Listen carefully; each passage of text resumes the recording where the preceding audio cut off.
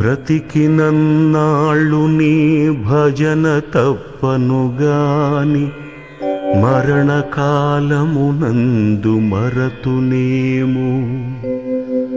ఆ వేళ యమదూతలాగ్రహంబున వచ్చి ప్రాణముల్పెకలించి పట్టునప్పుడు కఫవాత పైత్యముల్ కప్పగా భ్రమచేత కంపముద్భవమంది కష్టపడుచు నా జిహ్వతో నిన్ను నారాయణాయల్చు